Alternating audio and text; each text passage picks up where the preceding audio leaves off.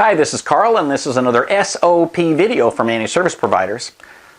So I've been talking about fine-tuning your service board and using the analogy of a conveyor belt to get that done. So let's say you got tickets go into the system, they have the right statuses, everything's set up the way it's supposed to be, they flow smoothly, and you've got processes set up to make sure nothing falls off the side of the conveyor belt. Great.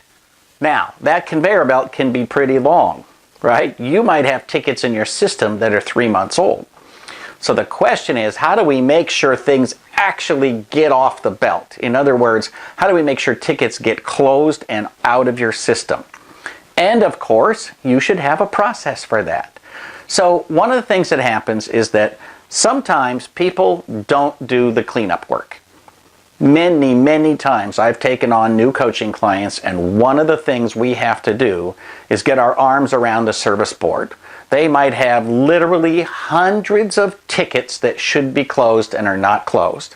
And when I go through them and say, okay, why? What's up with that ticket? What's up with that ticket? What's up with that ticket? I hear a service manager saying, well, the notes have to be reviewed by the owner or the service manager. This one, we're waiting for final approval from the client that it's actually been fixed. This one, I just got to put my notes in the system. This one, a technician has to put up their time in the system. You know, one thing at a time. And so what happens is you have a lot of tickets in the system that don't have the right status. They should be ready to close, but they're not. Or you've got a holdup because you're waiting for the service manager to put notes into 40, 50, 60 tickets. Or you're waiting for the owner to approve something. I have to tell you, if you ever want to grow your business, the owner followed by the service manager need to learn to get out of the way and let people do their jobs. Once you do that, then you never have a whole block of tickets waiting for the approval of somebody who's probably not going to change anything, and the older they get, the less likely they are to make any changes. And at some point, you literally just close a bunch of tickets not even knowing if the system has been fixed or not. So that's obviously not a good way to operate. What you want to do is to say that every week we look at all the tickets that are in this status, and we either approve them or disapprove them, and then we move it to the closed status. We either bill them or don't bill them, and we move it to the closed status. And it's one of those things that it's just like cleaning your desk at the end of the day. If you get in the habit of doing that, you will go a long ways. But you have to get in the habit. Nobody else can do it for you.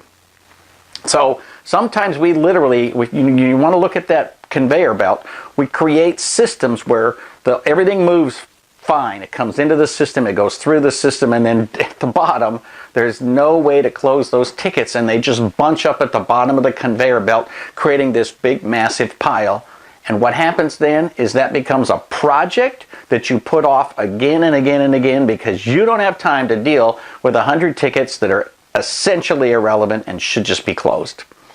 So I promise you, if you go through your service board one time, clean up all that crap, and then stay on top of it and massage it once a week, you will never be in that situation again. For Small Biz Thoughts, this is Carl Palchuk, wishing you the best of luck in your managed service business. Like it if you like it, share it with your friends, and absolutely subscribe to the channel.